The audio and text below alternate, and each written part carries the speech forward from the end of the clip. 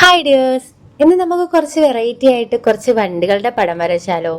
ഇത് അംഗൻവാടിയിലേക്കുള്ളൊരു പ്രോജക്റ്റ് ആണ് കേട്ടോ. അത് നാത്തൂൻ്റെ മോന് വന്നിട്ടുണ്ട്, അപ്പോൾ അവന് വേണ്ടിയിട്ടാണ് കേട്ടോ. അങ്ങനെ ഞാൻ കുറച്ച് വണ്ടികളുടെ ഫോട്ടോസൊക്കെ ഞാൻ ഗൂഗിളിൽ തപ്പി എടുത്തു വെച്ചിട്ടുണ്ട്. അപ്പോൾ അതിൽ നോക്കി കുറച്ച് ഔട്ട്ലൈൻ പോലെ കൊടുത്താൽ മതി, കളർഫുൾ ആക്കണ്ടെന്നാണ് പറഞ്ഞത് അവള്. അപ്പോൾ ഔട്ട്ലൈൻ പോലെ ഞാൻ ഇങ്ങനെ വരച്ചെടുക്കുന്നുണ്ട് കേട്ടോ. അപ്പോൾ ഇതൊക്കെ വരച്ചുകൊണ്ടിരിക്കുന്ന സമയത്താണ് ഞാൻ എൻ്റെ പഴയ കാലത്തിലേക്കൊന്ന് കടന്നു പോയത്.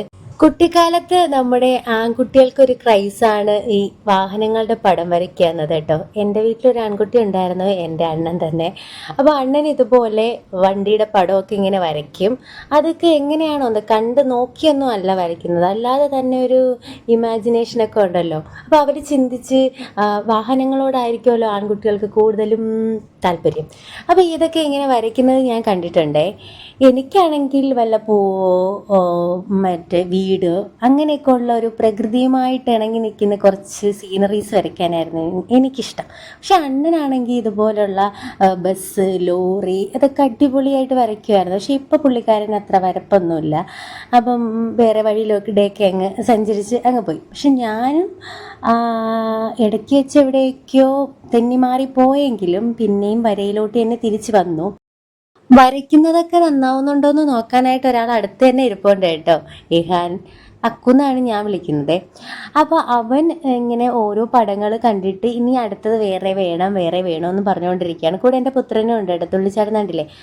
അങ്ങനെ അപ്പം ഞാൻ സ്കൂട്ടർ വരച്ചു, ബസ് വരച്ചു, ഇനി കാറ്, അങ്ങനെ കുറച്ച് വണ്ടികളുടെ ഉണ്ട്. ആകെ 6 എണ്ണമാണ് കേട്ടോ ഞാൻ വരച്ചത്. ഇനി അടുത്തത് കാറാണ് കേട്ടോ വരയ്ക്കുന്നത്. അതിനിടയിൽ കൂടെ എൻ്റെ തല കയറി വന്ന് കുറച്ച് ഭാഗമൊക്കെ ഇങ്ങ് കട്ട് ചെയ്ത് കളഞ്ഞു കേട്ടോ. അപ്പം നമ്മൾ പറഞ്ഞുകൊണ്ടിരുന്നത് എന്തായിരുന്നു, കുട്ടിക്കാലത്തെ വരയെ പറ്റിയല്ലേ. അപ്പോൾ മുമ്പൊക്കെ, അതായത് കുട്ടിക്കാലത്ത് അണ്ണനും ഞാനും ഇതുപോലെ വരച്ച് മത്സരമൊക്കെ ഉണ്ടായിരുന്നു കേട്ടോ. വെക്കേഷൻ സമയത്തൊക്കെ നമുക്ക് അന്നൊന്നും ഫോണില്ലായിരുന്നല്ലോ ഇങ്ങനെ കുത്തി കളിക്കാൻ. അങ്ങനെ ഇരിക്കുമ്പോഴത്തേക്കും നമ്മൾ ഇതുപോലെ ഇങ്ങനെ വരച്ച് നോക്കുമായിരുന്നു. അപ്പോൾ ഓരോ പിക്ചർ കണ്ടിട്ട് അതുപോലെയൊക്കെ ഒന്ന് വരച്ച് നോക്കാനൊക്കെ ശ്രമിക്കുമായിരുന്നു. പിന്നെ ഒരു വിനോദം എന്ന് പറയുന്നത്, നമുക്ക് വയലുണ്ടായിരുന്നു. അങ്ങനെ വയലിൽ പോയി നമ്മൾ കളിമണ്ണൊക്കെ എടുത്തുകൊണ്ട് വന്നിട്ട് ഓരോരോ കുഞ്ഞു കുഞ്ഞു രൂപങ്ങൾ ഉണ്ടാക്കായിരുന്നു കേട്ടോ. എനിക്കിപ്പോഴും നല്ല ഓർമ്മയുണ്ട്, കൃഷ്ണൻ്റെ ഒരു കുഞ്ഞൊരു രൂപം ഉണ്ടാക്കി, അത് വെണ്ണ തിന്നുന്നതായിട്ട് ഇങ്ങനെ കുടവും അതിൽ വെണ്ണ ഇങ്ങനെ ഊഴുന്നിങ്ങനെ വീഴുന്നതായിട്ടൊക്കെ ഒരു രൂപം ഞാൻ ഉണ്ടാക്കിയത് നല്ല ഓർമ്മയുണ്ട്. അതിൽ പെയിൻ്റൊക്കെ ചെയ്തായിരുന്നു.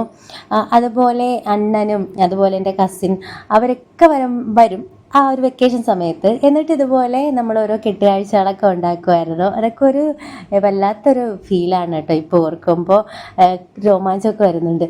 അപ്പം ഇന്നത്തെ കുട്ടികൾക്ക് കിട്ടാത്ത കുറേ നല്ല അനുഭവങ്ങളാണ് നമുക്ക് കിട്ടിയിട്ടുള്ളത്.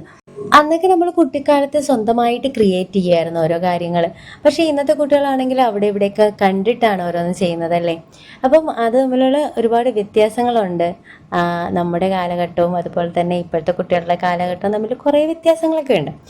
ഞാൻ സ്വന്തമായിട്ട് വരയ്ക്കാൻ ശ്രമിച്ചത്, അതായത് സ്വന്തമായിട്ട് എന്തെങ്കിലും കണ്ടിട്ട് അതുപോലെ വരയ്ക്കാൻ ശ്രമിച്ചത് 6ാം ക്ലാസ്സിൽ വെച്ചിട്ടായിരുന്നു കേട്ടോ. അതുവരെ ഒരു ചെടിച്ചട്ടിയും അതിൽ ഒരു കമ്പും, അത് അപ്പുറവും 2 ഇലയും മുകളിലൊരു പൂവും, അതായിരുന്നു എൻ്റെ പിക്ചർ എന്ന് പറയുന്നത്. അതായിരുന്നു എനിക്ക് അമ്മ പഠിപ്പിച്ചു തന്നത് കേട്ടോ. അതല്ലാതെ സ്വന്തമായിട്ട് വരച്ചത് 6ാം ക്ലാസ്സിലെ നമ്മുടെ ഡ്രോയിങ് സാറുണ്ടല്ലോ, നമ്മുടെ അടുത്ത് പറഞ്ഞു, നിങ്ങൾ ഗ്രൗണ്ടിലേക്ക് ഗ്രൗണ്ടിലേക്ക് പോയിട്ട് അവിടെ നിങ്ങൾ കണ്ട ഏത് കാഴ്ചയാണോ ആ കാഴ്ച നിങ്ങളുടെ ആ ഒരു ഡ്രോയിങ് ബുക്കിൽ പകർത്തുക. അതായിരുന്നു നമ്മുടെ ടാസ്ക്. അപ്പം നമ്മൾ ഗ്യാങ് തിരിഞ്ഞ് ഓരോരോ സ്ഥലങ്ങളിൽ പോയിരുന്നു കേട്ടോ. അപ്പം ഗ്രൗണ്ടാണ്, കുട്ടികൾ കളിക്കുന്നതാണ് കൂടുതലും കാണുന്നത്. പക്ഷെ എൻ്റെ കണ്ണിൽ പെട്ടത് അതൊന്നുമല്ല കേട്ടോ. ഗ്രൗണ്ടിന്റെ അപ്പുറത്തായിട്ടൊരു വീടുണ്ടായിരുന്നു. വീടിന്റെ മുകൾ ഭാഗം മാത്രമേ നന്നായിട്ട് കാണത്തുള്ളൂ, താഴെ ഭാഗം കുഴിയിലോട്ടാണ്. അതുപോലെ തന്നെ ആ മുകളിൽ കുറേ ചെടികൾ നട്ടിട്ടുണ്ട്. അപ്പോൾ അതാണ് ഞാൻ വരച്ചതേ. അങ്ങനെ എൻ്റെ അടുത്തിരുന്ന കൂട്ടുകാരികളെല്ലാവരും ഇത് കണ്ടിട്ട് അവർ പറയുന്നുണ്ടായിരുന്നു, നീ നന്നായിട്ട് വരച്ചല്ലോ എന്നൊക്കെ. അപ്പോൾ അതൊക്കെ കേട്ടപ്പോൾ എനിക്ക് എന്നിലൊരു ആത്മവിശ്വാസമൊക്കെ വളർന്നു കേട്ടോ.